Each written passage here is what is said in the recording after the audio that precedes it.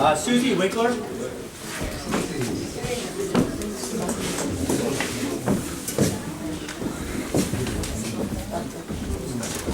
Okay, I want to start by saying that I'm really liking that no I'm sorry, action. wait, the first, Susie Winkler, yeah. Otsego County. I just wanted to start off by saying that I'm really liking the sound of that no action option.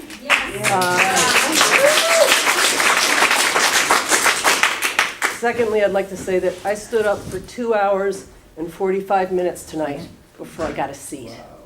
And that's nuts. It's nuts that people couldn't hear each other. And while I know we're here to address you with our asks of what you do to protect us, to look into, we are here to educate each other, frankly. This is an opportunity for us to meet people who are facing the same things that we are all over the state. And the fact that you take that away from us without having a loudspeaker it's crazy. This is a learning process, man. Yes, it is. This Except a small town. for whatever it's worth, it's not a learning process for FERC. They've been at this. Amen. And I appreciate you, and I don't mean to get mad at you, because I respect you. So, that being said, I also wanted to just say that we have an awful lot of smart people here tonight. And the one thing that's really great about this movement is that we are building a hell of a community. And Yes, we are.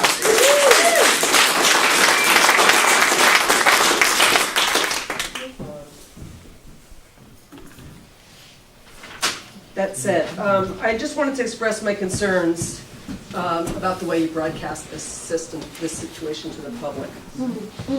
In fact, there must be a flaw in the FERC system that has kept this scoping hearing here tonight from being posted on your own website. Oops. FERC reform. I'm going to give you the document that I took off of the website this morning. It did not show this hearing. I understand.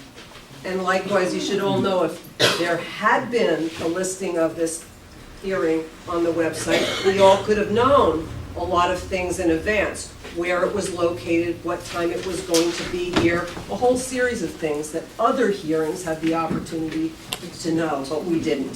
So that's just not right. And before I forget, I'd like to put these documents into the record. Why was it not on the website? Again, it was. I apologize if there was a glitch. That's all I can say. You had no responsibility for it? What do you mean? You had no responsibility for publication?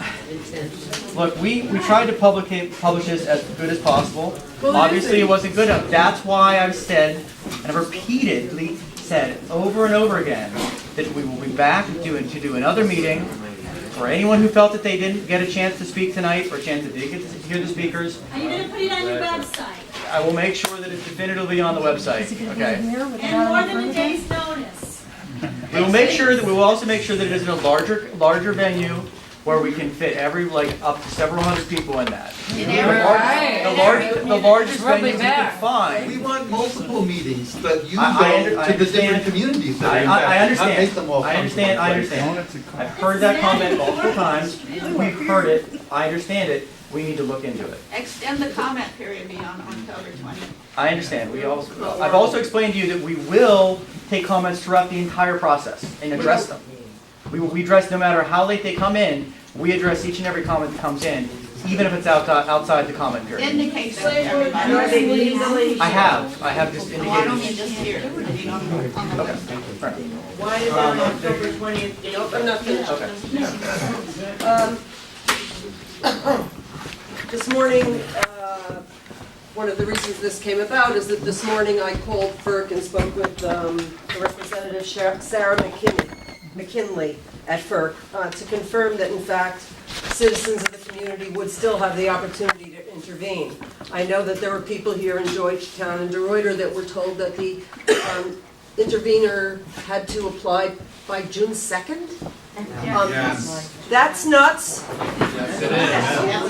So in fact, I did learn, fortunately, in talking to her, that yes, we can all still, anyone who wants to still has the opportunity to intervene, but they'll be doing it by filing a motion to intervene, quote, out of time. And so you look for that form on their website so that you can do that. We should all do it so we can get privileged information. Yes. But I have to tell you that when I called and spoke with Sarah McKinley this morning, and I gave her this docket number and said I was coming to the hearing, needed this information, she said there was no hearing today. And I said, yes, there is. And she said, no, there isn't. And we went back and forth, honestly, for 4 or 5 minutes. So she said, oh, I guess you're right. Wow. So that's nuts. Anyway, I want an EIS, not an EA. That's an insult to the community. And I believe that, like everyone else said, there should be a hearing, and every location that has a proposed either upgrade or update or a new compressor station to begin with. I, for one, am closest to the Brookman project, and I want more opportunity to hear all you guys talk more. Thank you. Thank you.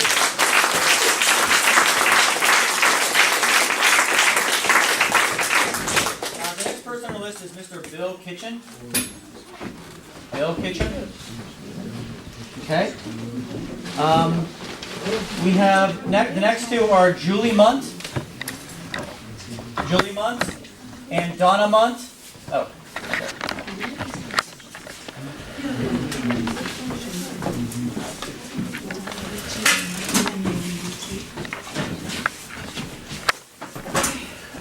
People have said a lot of great things. I'm so tired because my mom and I, had a long drive like so many people here, and it's not because we're within a half mile of a proposed compressor station. It's because we love upstate New York. We love the country. We don't want the country industrialized. People who choose to live in the country expect certain things. They've made certain choices. I've lived where there's coal dust. I've lived in Philadelphia. I've lived in Dublin. I've lived in cities where the water is horrible and the air is horrible and the crime is horrible. When I choose to live in the country, and that's where I grew up, and my parents grew up in Hamilton, I've been to Madison County. God, I love it. It's some of the most beautiful countryside anywhere. I've been to Ireland, I've been to Germany, the Alps, everywhere. I love upstate New York. And when we heard about this, again, 2 days ago, our lady knows we're all, well, I can't repeat it. Damn it. Another thing we have to fight off. We're so tired. We've been trying not to get fracked for years now. We've been trying to get people to listen. We've been presenting them, my mother's a nurse practitioner, we've been presenting them with stacks of peer-reviewed studies, this and that, facts. She might or might not tell you, she did her whole thesis. She was one of the first nurse practitioners as the profession was getting started. She did her thesis on how evidence and facts don't change people's minds. And we've been learning that. And it's so disheartening. And we've cried about it. And then this thing, and I am gobsmacked. And frankly, I'm not over the fact that you don't have a microphone. All right, what? That you didn't know all these people were going to be here. And I disagree with a man who said that if they had had notice, maybe there wouldn't have been this many people there. It would have been 5 times as many. That's right. That's right. Talking about this MAOP or whatever, measurable. Okay, the acceptable pressure through a pipeline. What's the maximum allowed, this and that. We grossly exceeded the maximum allowed people in this room, and you didn't care. It was illegal, it was unsafe. That didn't care. No, Okay. everybody could have shut it down. It was unsafe. There were too many people packed in here. I also stood up for a good hour and a half, hour, 45 minutes. So did my mother. A lot of elderly people did. It was uncomfortable. It was unfair. It was a lot of things. And I mean, I've got to work tomorrow. A lot of people have to work tomorrow. So the whole thing was just a complete sham and shambles and ridiculous. And the whole idea of building out all this infrastructure in a state where we've held off fracking, and to disingenuously say, well, it has nothing to do with fracking. Of course it does. It's pushing fracked gas through pipelines, through people's fields, where animals are, pregnant women are, children are. Of course it's about fracking. We don't have fracking. So why do we have to have all this infrastructure? That, I talked about the precautionary principle. I've talked about it for years. and wondering like, why are they not paying attention to that? Isn't that kind of important? You know? We're way beyond that though. We know anyone who hasn't been buried under a rock somewhere, we know that compressor stations hurt people. We know they explode. We know they spew emissions into the air. We know they're carcinogenic. We know they're endocrine disrupting.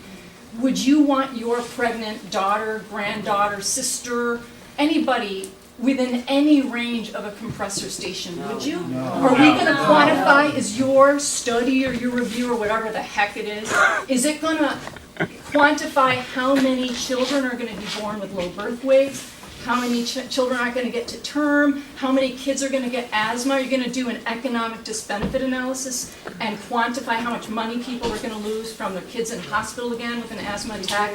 The medication, I don't have health insurance, maybe all of you do. How expensive is it to pay out of pocket if you get sick? How long is it going to take to be sick?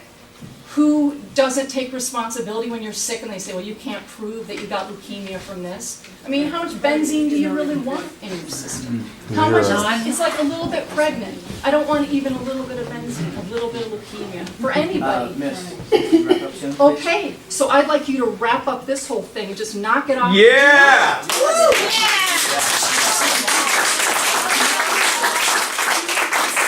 unethical to even consider. This is disrespectful. It's disrespectful to even consider building out this infrastructure. We should be moving on to renewables 30 years ago. You know, it's just, yes, of course, do an EIS. Take your time, do it for 2 years, and then just don't do it. Well,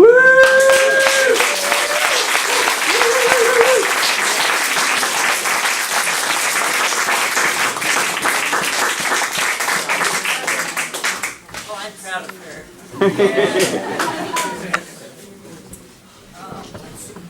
But I'm not as articulate. You've all been great. So much of what you all said. But well, I just heard about this 2 days ago too, from the frac action thing that I get.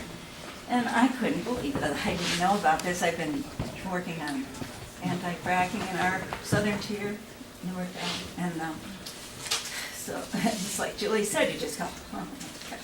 So I had to come here. I grew up in Hamilton. Had wonderful friends from Georgetown who were farmers. Had wonderful friends from Georgetown who were farmers. Maybe you know the album, somebody wants to get. So I love it too. And what I want to ask, I'm not going to ask, but as you know now, we need additional scope hearings, of course. That's a given. You weren't thinking about it before tonight, though. I think that point has been well articulated. Of course, we want a full environmental impact statement, and a comprehensive health impact assessment needs to be done for both short-term and long-term, so that we can understand and have it fully transparent about all. Thank you.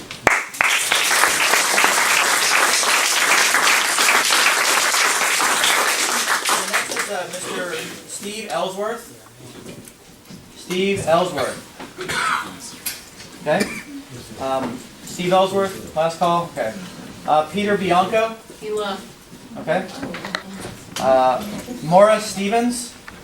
Oh, she spoke already? Okay. And Douglas Zemelis. Okay.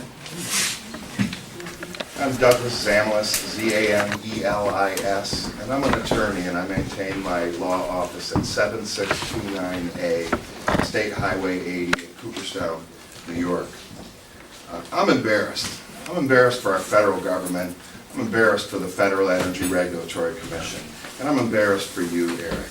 I'm embarrassed that you couldn't answer a basic question such as the maximum allowable operating pressure at a meeting intended to scope the environmental impacts from this project. I'm also embarrassed if you thought that one scoping meeting in this room for a project that stretches from Horseheads to Schenectady is sufficient.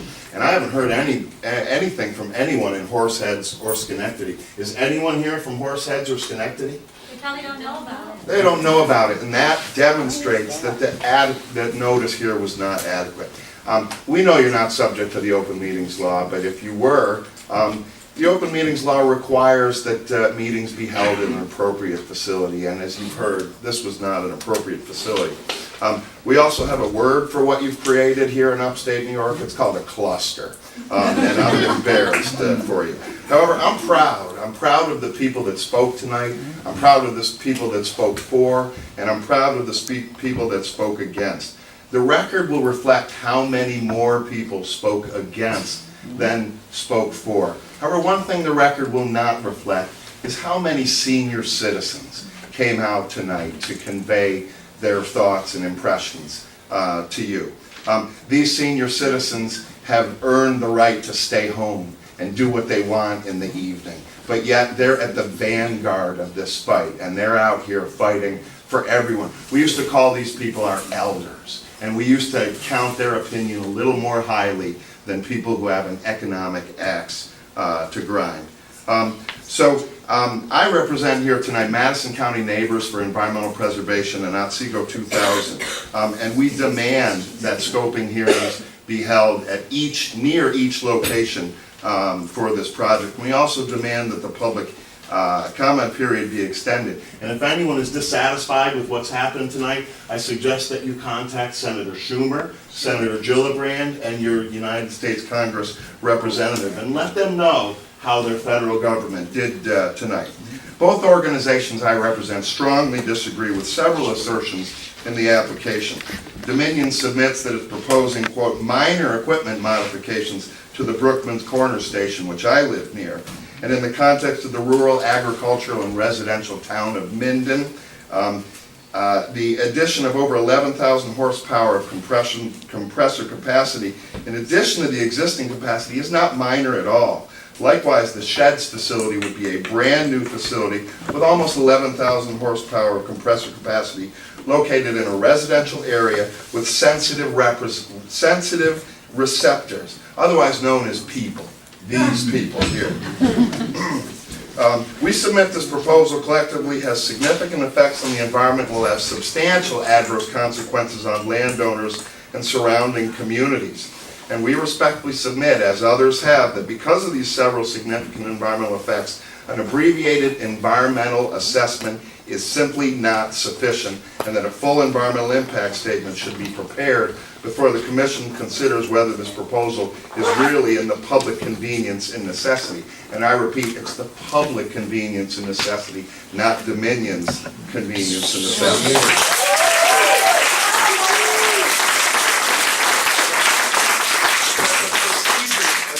To a full environmental impact statement might take longer than allowed by the applicant's schedule should be of no consequence to the Commission, and you should take all the time you need to perform a thorough and adequate review of this proposal regardless of the applicant's ambitious schedule. And we understand from the notice for this meeting that the EA will discuss alternatives, but only in a full environmental impact statement can there be a proper and thorough evaluation analysis of a sufficient range of alternatives, including the no action alternative. We also find it very disconcerting that the notice for the scoping meeting doesn't even contain or mention the word mitigation, and mitigation must be an important part of the environmental impact review for this proposal. We urge the Commission not to issue a finding of no significant impact, but rather to use this environmental assessment to determine that this proposal indeed has the potential for several significant adverse environmental effects, and the full EIS must be prepared. As you've heard and will continue to hear, the proposal poses several environmental effects, including but not limited to air emissions, noise, public health and safety, agriculture, and character of the affected communities. The application... You've gone on for some time. Is there anyone else that's not on the list who would like to speak before I let him continue? I'm happy. I'll let him continue, but I will. Okay. The application identifies 19 separate wetlands potentially affected by the proposal. Yet I understand, according to the notice for this meeting, that the United States Army Corps of Engineers is not even a cooperative agency. The New York State Department of Agriculture and Markets has asked to be a cooperating agency, and agricultural impacts are an obvious impact here in upstate New York. This proposal should be subject to full EIS, but if it's not, it's vitally important that public participation be maximized and the environmental assessment be as thorough as possible. Both Madison County Neighbors for Environmental Preservation and Otsego 2000 strongly urge the Commission to make the environmental assessment available for public notice and comment prior to finalization. And on behalf of Madison County Neighbors for Environmental Preservation and Otsego 2000, we appreciate the opportunity to speak tonight. We request that the public scoping meeting be held at each location for this project and that the public comment period for the scoping process be extended. Thank you.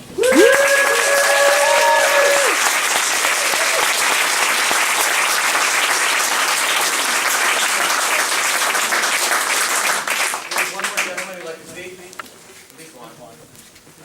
Could you come forward a little bit? Could you repeat your name again? So, David Ritchie. I'm from Ithaca, New York. How do you spell your last name, sir?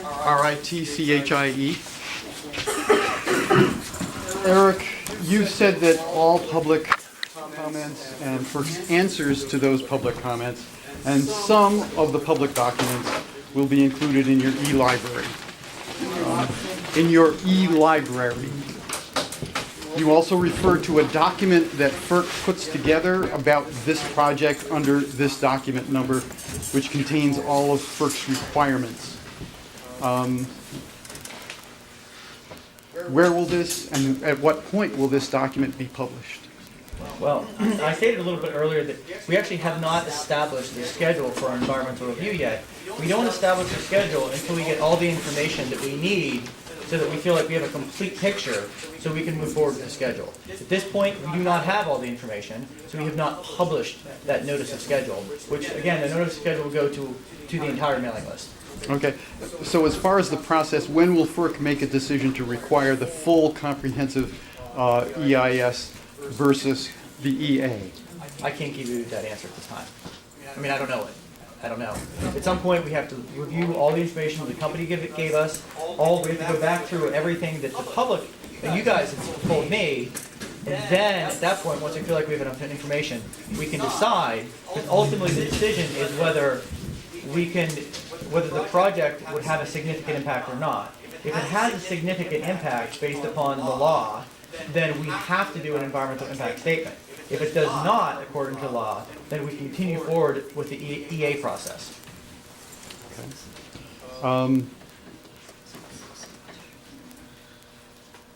Do each of the commissioners, the FERC commissioners, making this final decision, read the total e-library resources?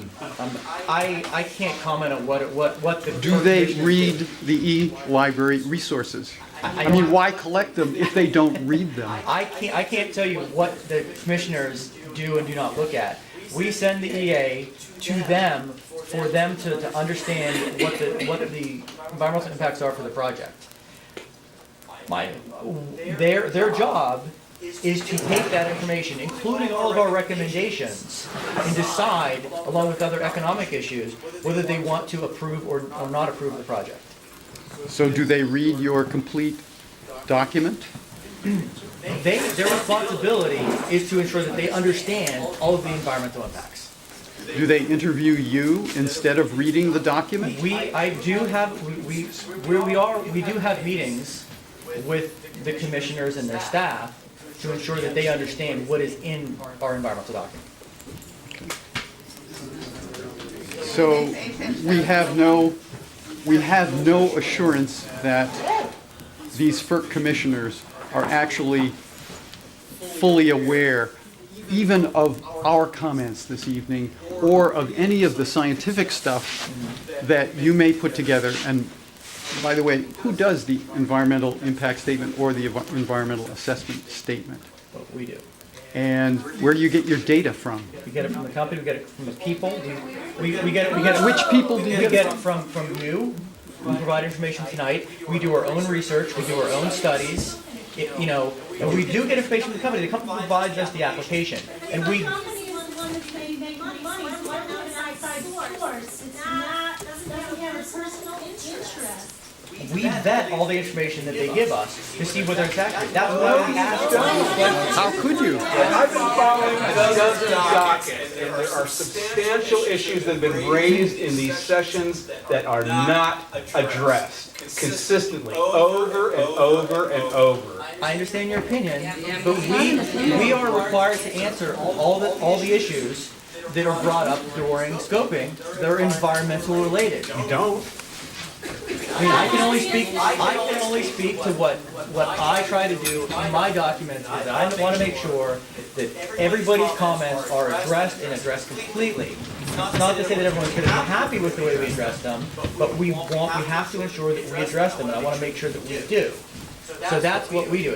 And when it comes to the commissioners, they have a staff. Their staff also, we give the EAs and EISs to their staff, and they try to ensure that the commissioners understand the totality of the impacts for the project.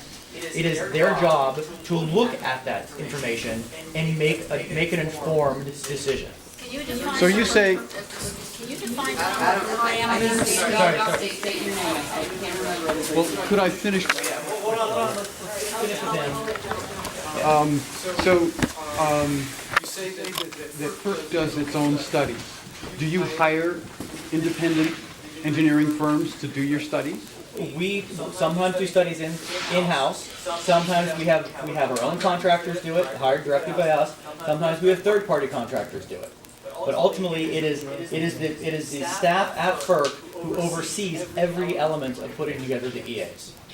So has FERC ever done the types of complete environmental impact statements that people here have been talking about, and also the health assessment, complete health assessment? Well, as of yet, we're examining whether we have the capability of doing health impact assessments.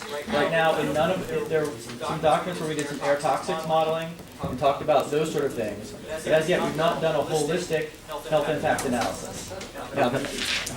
However, we regularly will do in-house air quality modeling, noise quality modeling. Work on company, never turn one of these things down. It's a little slanted. Well, but we make a lot of significant changes, and we have a lot of recommendations that we would put in our documents to ensure for mitigation. All this information that came in here, I don't know if y'all get in your documents. Yeah, I mean, all the stuff, everything that was put, anything that anyone gave me tonight will be put into the record, publicly available. Anything spoken tonight is in the record, will be in the record within a certain amount of days. You can see it. I challenge you to maybe make that one exception. Turn it down. One exception, and you'll go in line.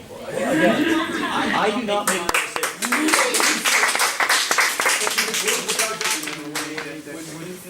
They make a real impression. He could word the document. FERC could word their environmental impact statement in such a way that the commissioners could not fail to see the impact that it would have, and that they would be negative.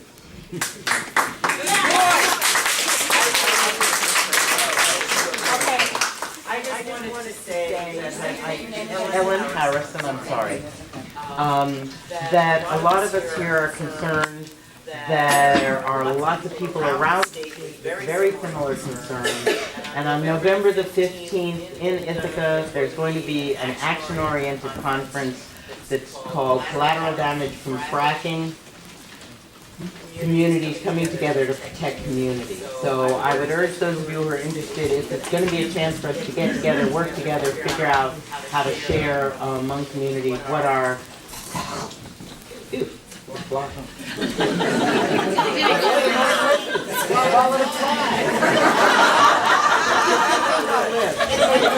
more information about it, hopefully you're on some listservs, you'll get some information. We're trying to make it action-oriented so people can figure out what they can do rather than how grim it is.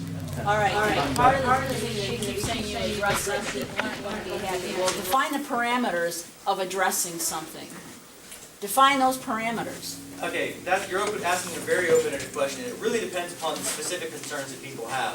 If you're talking about concerns about air quality, we'll address it in the context of air quality. If you're talking about land use issues, we'll address it in that context. I mean, we have to substantively address your comment. Okay. We can't just say, yeah, we don't think that's I an understand it, however, you kept referring back to always going back to getting most of your intel, waiting for, at the defining point from the industry to provide you with most of the information. It seems like it's always at the parameters of the industry calling the shots. However, there is more than enough documented, peer-reviewed information out there right now from every bad thing that's going down on Pennsylvania that y'all seem to be ignoring. And even though you're FERC, federal, which is supposed to encompass nationwide, y'all seem to be ignoring the exact hotspots that you should be reviewing. And I don't see those impact statements coming up on any of your write-ups. I'm not seeing this intel surfacing on any of your addressing any issues. I see a lot of propaganda from the industry. I see a ton of that, and it's like pretty special. However, federal is the people, and y'all are ignoring the people. Everybody here has been very adamant. Health, safety, land, water, people. This has to be addressed now, and it cannot continue to be ignored. And y'all have been, and we're setting the parameters, because again, it's always a discretionary time of when it's convenient for the industry. Well, excuse me, it's for the convenience of the people, not the industry. The industry's the one who's ripping apart our country, and we cannot continue to be acceptable collateral damage for the shareholders' profitability. I missed that whole last thing. We cannot continue. What was that? We cannot continue to be acceptable collateral damage for the shareholders' profitability. And that's all it gets down to. Basis, that's it. Plain and simple. All the money.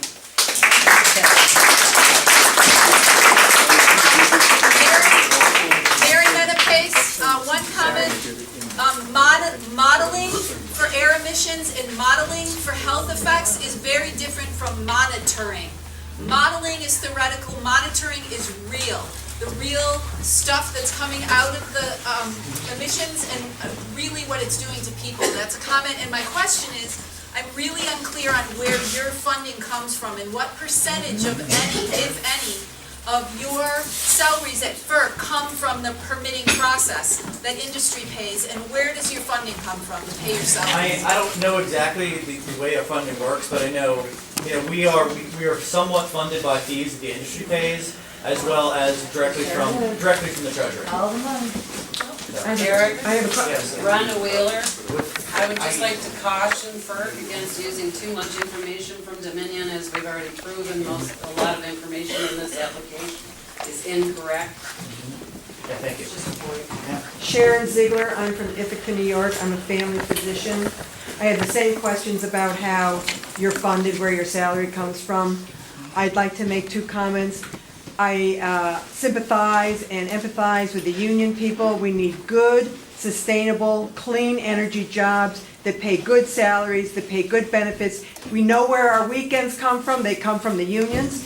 My other thing that I would like FERC to address in their economic analysis statement is the amount of money people have to pay for their health, for all the things that happen. As a family physician, I work daily with people who are affected by environmental toxins and what happens to them, their disability, how do they pay their rent, how do they pay for the medicine, et cetera, et cetera. That needs to be part of the economic analysis, and how does that get settled? Okay. Any other questions? I forgot to mention. Say your name again, please. Oh, Kathy Schimber. Kathy Schimber.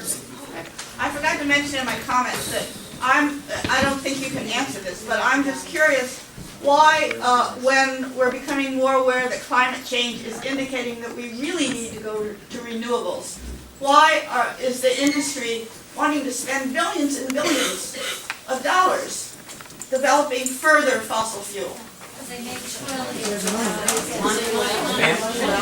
I'm Andrea Sutherland from DeRidder, New York, and I think, the bottom line has to, I would like FERC to recommend that those Halliburton exemptions be erased.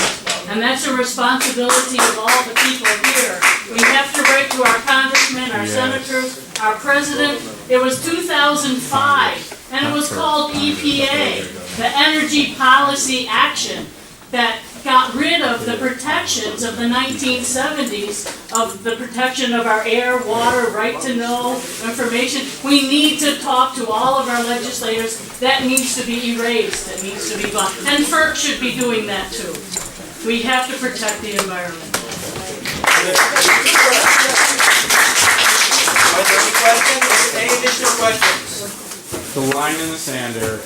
We're drawing it here right now. I understand. Okay, at this point, we're going to go ahead and end this meeting, and I want to thank everybody for coming out. Again, I wanted to apologize. We will be back, and we'll do it in a larger room.